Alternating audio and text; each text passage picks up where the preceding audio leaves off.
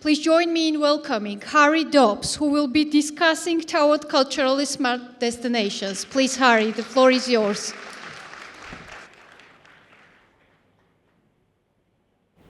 Hello. Good afternoon, and thank you. Thank you for the invitation to come and introduce our work here today. And I think it's a real pleasure, especially because one of the theme of the conference as a whole of human-centered design and urbanism is something really close to our hearts. And also, quite evidently, here in Georgia, it's being part of a debate at a really, really good level, as epitomized by Nicholas, who just spoke. Really beautiful, tactical, urban work. So, going on to ourselves, I'm Harry from Harry Dobbs Design. We are architects, urban designers, and product designers. And we start really with looking at place and learning from context as the starting point for any transformation that we look to engender. So, be it social, be it environmental, be it cultural, we start with context. And to do this, we look at identity, we look at curating identity. So not just embedding new identities into spaces, but managing and navigating existing identities and how they react and relate to new interventions that we bring in, a sort of curatorial approach at different scales. And at the core of our focus is creating experience, and the idea that we start with the city and the people who live in it, the people who visit it, the people who activate it, really. So the city as an unfolding social and cultural event around which we look to create a physical embodiment. And as I said, we start from the scale of the artifact and work up to the scale of the city and vice versa, as product designers and urbanists and architects. And at the human scale, we get involved with a lot of the products and urban furnishings that populate a lot of our public spaces throughout the cities, creating not only things we touch, we sit on, we integrate at a very human scale, but also they create identities that flow throughout the city. And we then work up to how these elements come together to sort of create the streets and spaces that connect and engage within our cities. At an architectural scale, at a street scale, at a public space scale. And then all the way up to strategic urban space and how the role of infrastructure plays a role, not just in engineering our cities, but how it gives identity, how it creates and expresses our culture, especially in the contemporary world. That's brought us and given us the privilege of working really in quite a few places across the world. Of course, in Europe, I'm from London, in UK and in France. More recently, we've been working in the Middle East, in Qatar and Saudi Arabia. We've had the opportunity to have some work in America, in Taiwan, and most recently now in Central Asia, in Kazakhstan. And really that's given us an insight into some of the aspect that I mentioned in the panel discussion, this idea of scale and pace of contemporary urban development and the challenges that throws up for us as designers. Urban designers, architects, and even urban product designers. And there's a paradox that we find in the projects that we encounter in a lot of contemporary development, not all, but a lot of it. And this idea that there's a top-down dynamic to it very often, and we often are working really within an economic and financial model, an infrastructural model, that really excels at making spaces that are very accessible, accessible to more and more people. That's what the financial models are built around. And more and more people at greater and greater speed. So there's this dynamic that this model really does well at. However, alongside that, we increasingly encounter an experience aspect, a pushback where people quite often express that these places don't feel real, they don't feel grounded, and an expression that people want to spend their lives in places that are more cultural and authentic is often a word that is lost in these environments. And it sort of goes to the heart of the conference theme, this challenge that we're dealing with, and the idea of this model that is really good at access, it's really good at creating capacity, efficiency, and speed. And how do, within these fast-paced, large-scale developments that a lot of our cities are moving into, how do we create these human-centered qualities and unique experience that are the fundamental of meaningful identity in cities and give us a sense of soul and the things that we really, I mean, we know we love these kinds of spaces in our cities. And so around these challenges that we've been encountered through these projects, we've slowly been sort of developing and trying to articulate a way to deal with it. And something we've been looking at is around the idea of culturally smart development. Obviously, smart development has had a lot of something from about 10 years ago. It was very technologically driven, and it missed this cultural element. It missed this human dimension. And so we're really looking at this aspect that targeting the issues we know plague fast, large-scale development programs, and how to push them more to a more socially, economically, and environmentally sustainable approach. And harness the power of enterprise and innovation and advanced design and manufacture in those approaches.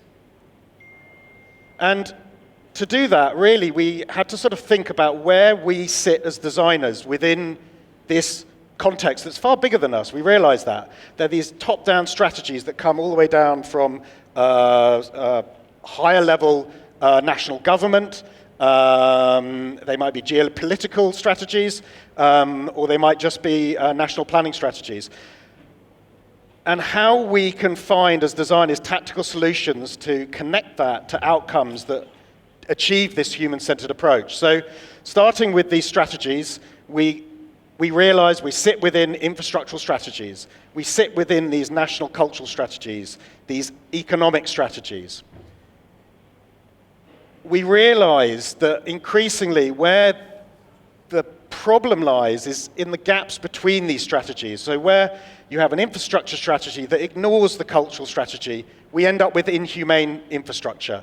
It's inhuman, it's engineering based. It doesn't engage with the culture and the human scale aspects.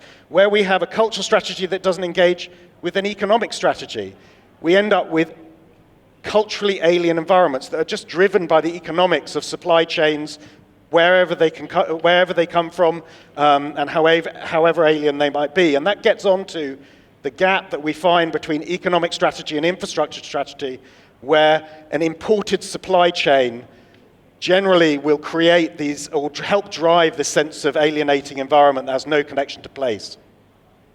And we started to look at the tactical solutions we can employ to find a connection between these strategies and a people and place-based outcomes. So in between economic strategy and infrastructure strategy, an incubator accelerated supply chain, something that grows supply chain locally.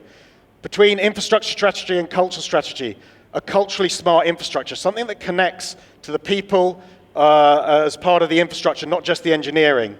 The cultural strategy and economic strategy can come together to create what we call provenance-based innovation, innovation driven out of that place, and that has a unique aspect and an innovative aspect to its core. So just to sort of unpack that in a few of the projects we've dealt with this in, firstly looking at culturally smart infrastructure. And to do that, I'll just focus on a project we did in Riyadh. It's a project looking at the 41 square kilometers of neighborhoods at this pace and scale that we spoke about. And how these car-driven environments can be looked at and re-engineered as Riyadh develops as a city and looks to create a more human-scale environment. And it was looking at really how an existing urban model built around the car, built around 6-lane highways surrounding 2-kilometer blocks, with 2-lane highways penetrating right into the center, dividing it into kilometer square blocks, sub-blocks, how this model had created a very alien environment could be rebuilt around the lives of everyday people. And it took a matter of looking at mobile phone data of movements around these neighborhoods to analyze day-to-day movements from school, park to mosque, from house to house, and how also combining that with a parametric model, we could develop a way of understanding where new routes, new optimized routes could happen for pedestrianization within Riyadh in these typical blocks of the Riyadh urbanism. And it started to have, as you can see, a complete redefinition of the block where movement and flow of people at the sub-layer start to drive a totally different dynamic to the block, where it also starts to drive different places where you start putting retail and other facilities, and the mix of urban positioning of different typologies starts to drive off that. Of course, that in places like Riyadh, that part of that is the climate, understanding what was originally understood as impossible, that people would wander around in Riyadh in a pedestrian way. In fact, it's not too different from Phoenix, Arizona in America, where in 6 months of the year, pedestrianization and cycling is quite normal. And also, even at the sub-layer, understanding how movement around the city is defined around shadow. And that becomes, again, part of the parametric approach to where we might invest in public space and routes. And it started to develop the groundings for a toolkit of urban elements and public space transformation that changed what you see on the left, a complete public realm desert or human desert, into places that become a cultural infrastructure for the city, a place that drives community engagement, actually changes how people in Riyadh interact. Previously, there was a lot of control between different, for young people especially, who would go from house to house only in cars, especially young women actually.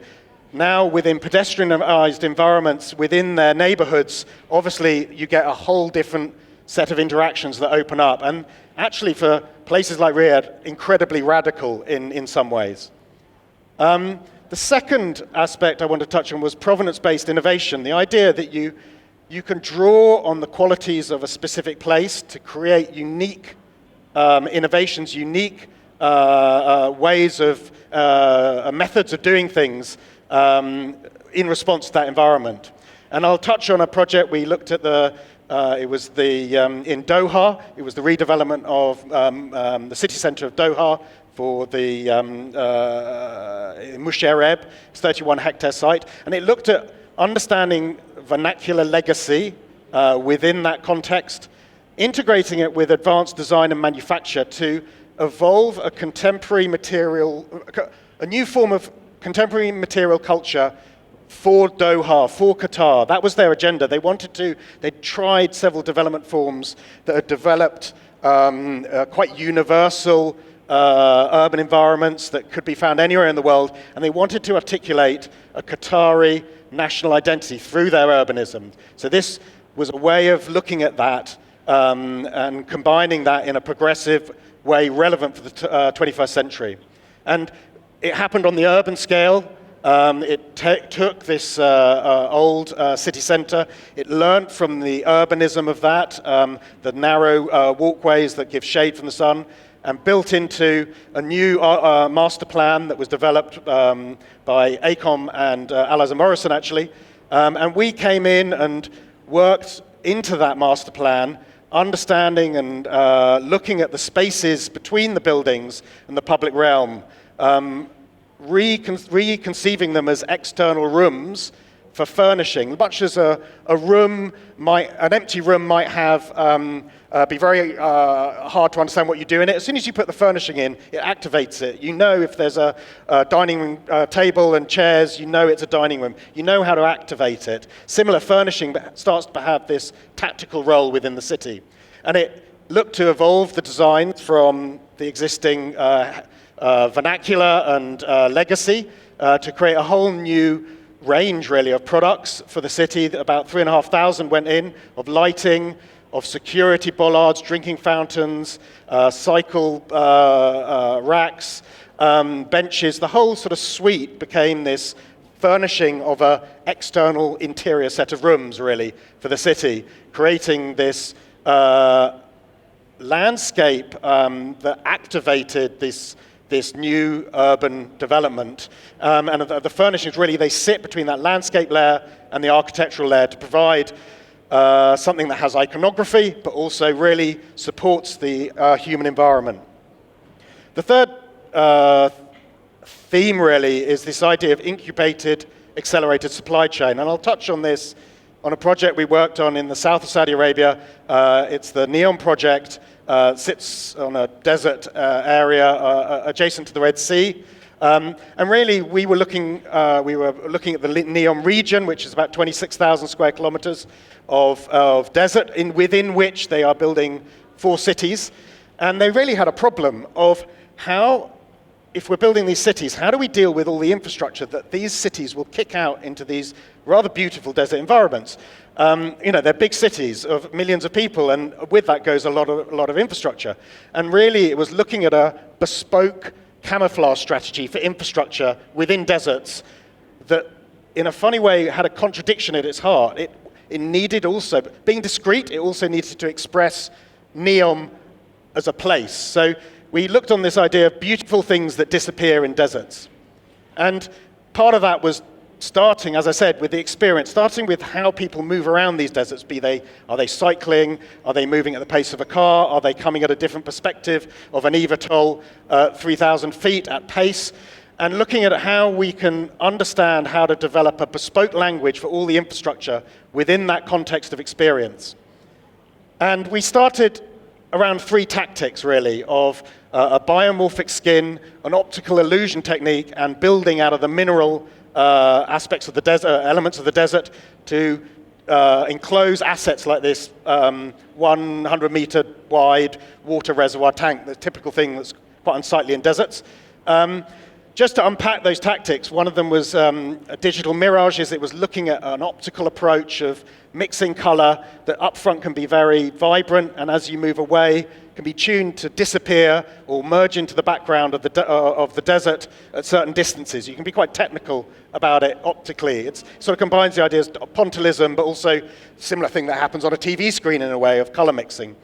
Part of that, we developed an integrated sort of approach to the supply chain of it, and looked at incubating a way of delivering these optical patterns on buildings in a technical way, in a robotic way, with an Estonian company that was nascent at the time, and now are involved with NEOM at delivering these aspects at scale. So unique to NEOM in a way, developing an industry around it. The second tactic was a mimicry of the landscape, really, by learning from animals that spent 3,000 years assimilating to these desert environments, be they reptiles, be they birds, incredibly beautiful, sophisticated means of camouflage. We looked at understanding that and developing a machine learning tool to develop unique new patterns, evolving further from this, unique for NEOM. And the third tactic, that is back. And around that, a construction technique, again, which had a supply chain connected to it, a systemized approach. And the third tactic really was building out of the fabric of the desert, the earth of the desert. Of course, that has a way of merging into the background. So around these 3 tactics, of merging into the desert with the fabric, obviously there's 3D printing of earthen structures, rammed earth, and berming and such like. And around these 3 tactics, we developed an integrated design language for the region, all the way from 2 kilometer sort of by 4 kilometer train depots, electrical substations, to even the things that go everywhere in these environments: fences, security bollards, shelters, visitor infrastructure. And really, I just wanted to leave it as a question in terms of this, how in Georgia, what are the tactics that might be employed in Georgia really to meet this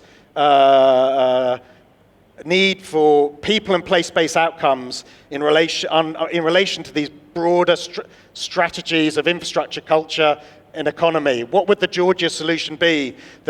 How can it do it in a way that builds its innovations and skills through innovation uniquely drawn from Georgia? How can it incubate a supply chain that doesn't just draw an international supply chain, but starts to develop that in Georgia and does it in an enterprising way? And how can it build up a culturally smart infrastructure that really looks at the human scale aspects as much as it does the engineering to build a new sense of destination in Georgia? It's a question, as someone who's only just come to Georgia for the second time, it's a question we are asking, and it's a question I pose. Thank you.